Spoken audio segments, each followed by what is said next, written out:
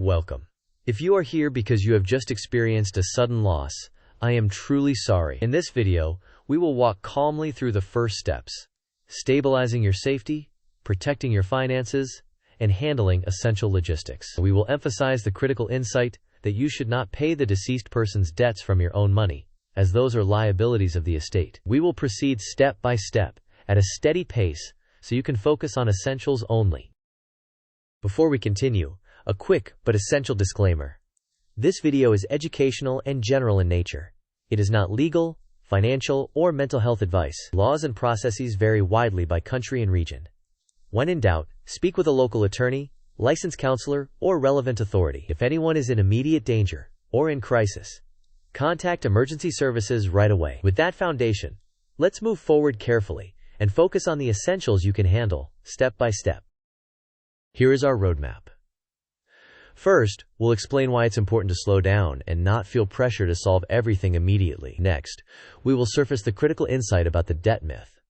Then step through a practical plan for the first 72 hours, including shelter, notifications, accounts, and pet care. We will visualize the process with diagrams, test understanding with short quizzes, and finish with clear key takeaways. First, slow down. Your primary job is survival and safety, not solving everything at once. Grief is non-linear and unpredictable. It is okay to pause and breathe. Shift your focus to just the next most essential step. Ask a trusted friend or family member to help you make phone calls, gather documents, or simply sit with you. Logistics can wait until you have stabilized.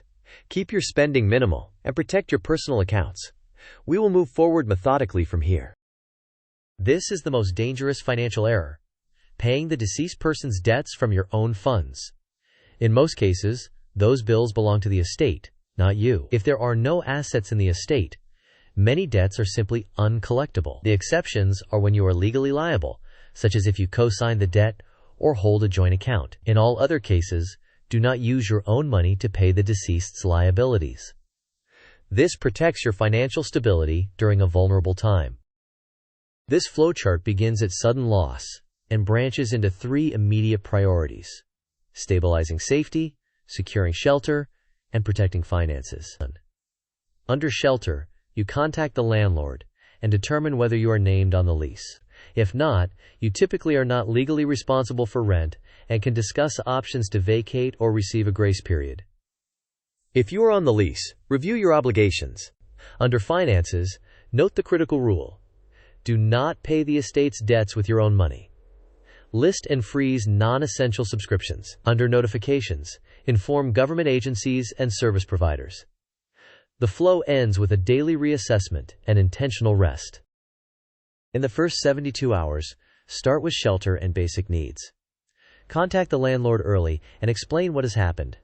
Many will offer guidance or a brief grace period. Protect your personal finances by freezing non-essential spending and ensuring your money is not used to pay the estate's obligations. Create a list of essential accounts and subscriptions.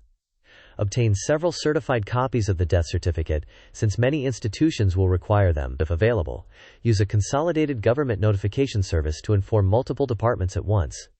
Contact service providers to close or transfer necessary accounts. For pets, arrange immediate care through family, friends, or local rescues. Record details of every conversation to avoid repeating steps. Finally, make time for rest and reassessment each day. Secure your housing quickly.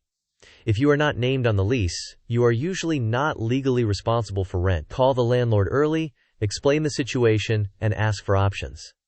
Many will offer short-term flexibility or clear guidance on vacating. Request written guidance that outlines timelines, access, and the move-out process. If you are on the lease, review your obligations and local tenant protections to understand your rights and duties.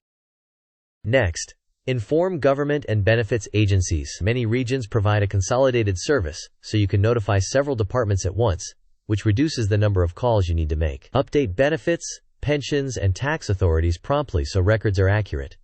Ask what documents are required and in which format, whether certified copies or digital uploads. Keep a logbook with confirmation numbers and next steps to avoid duplicating work. Prepare a definitive list of accounts and subscriptions: phone, internet, streaming services, utilities, and insurance. Inform each provider of the death and request closure or transfer as appropriate. Only move necessary services into your name, such as your own mobile plan. Keep death certificates accessible, since many providers will ask for them. If any representative pressures you into taking responsibility for debts, pause, take notes, and request written confirmation of policies and next steps. Pets need immediate care plans.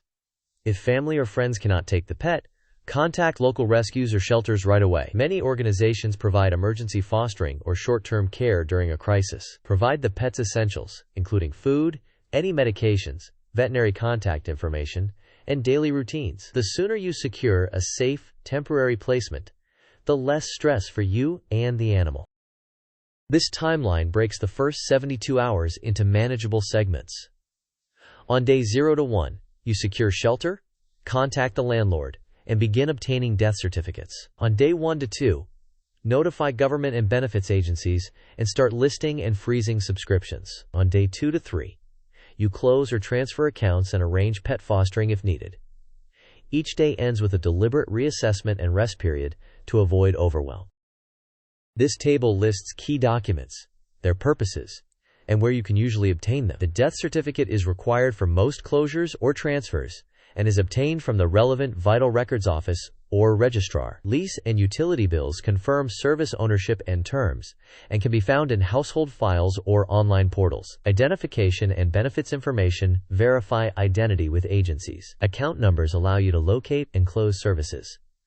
These can be sourced from past bills, emails, or provider apps. On the left, we have what the estate typically pays: debts in the deceased's name, funeral and administrative expenses according to local priorities, and the estate process or probate handles it. If there are no assets, many unsecured debts simply cannot be collected. On the right, we clarify your obligations. You pay only if you are legally responsible, such as a cosigner or joint account holder. Protect your own cash and do not volunteer to pay estate debts. Keep thorough records and request written confirmations. Prioritize your safety, housing, and ongoing personal bills. Quiz time. Question: whose responsibility are the deceased person's credit card debts if you are not a cosigner and there are no estate assets? Options are: 1. Yours and you should pay them. 2. Shared between you and the card company. 3. The estate's responsibility and, if there are no assets, the debt may be uncollectible. Or 4. The landlord's responsibility. You may pause the video now to think about the answer. We will discuss the answer in the next section of the video. The correct answer is that the debts are the estate's responsibility, and if there are no assets, the debt may be uncollectible. This is why protecting your personal funds is so important during the first days and weeks. Second quiz. A beloved pet has nowhere to go tonight. What is the best immediate step? Your options are: 1. Wait and see if a neighbor can help next week. 2. Contact local rescues or shelters for emergency fostering today. 3. Purchase a long-term insurance policy for the pet. Or 4. Ignore the situation until housing is sorted. You may pause the video now to consider your answer.